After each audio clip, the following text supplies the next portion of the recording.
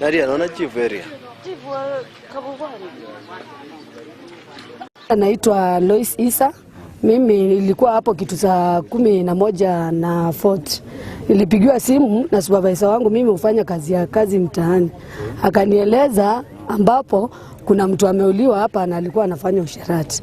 Akaniambia kama niko naweza fika, naweza kuja nione. Mimi alafu ndio nikapigia rafiki yangu anaitwa Roda Queen. Nikamwambia akuje tuone. Si tulipokuja tulipata mtu akiwa amepigwa, ameuliwa na ako hapa na kulikuwa na umati wa watu. Sasa sisi tukaingia kuulizia hivi, tukaambiwa alikuwa ana rape ng'ombe. Na si mara ya kwanza. Yeye huwa anafanya hicho kitendo. Na mwenye ng'ombe alisema atafutwe mwenye anafanya hivyo vitendo. Wanawake, hii kitendo inafanyika hapa. Watu wengine hawana mabwana. Wanataka mabwana ndio hao wanakuja hapa.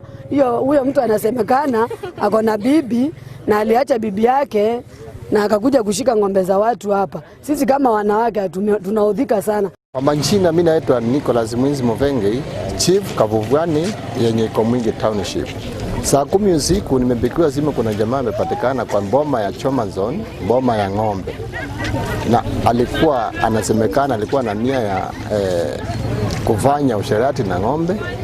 Anasuspektiwa kuwa ni mwizi na area hiyo imekuwa na wizi, uvujaji wa nyumba, watu kushikwa geta na that kind of unakuwa watu hawana amani. Huyu mtu wamekusanyika pale mob justice na wakapiga mpaka wakaoa around saa 11.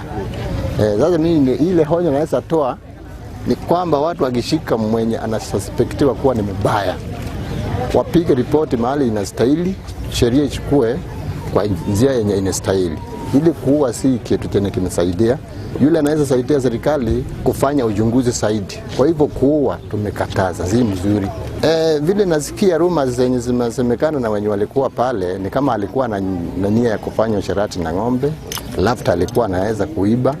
So ni mtu kwa saa hiyo ya saa 10 usiku akipatikana kwa mboma, na vile watu wamezumbuliwa area hiyo wako na hasira mingi, ndio sababu wakachukua sheria mikononi wakamaliza yeye.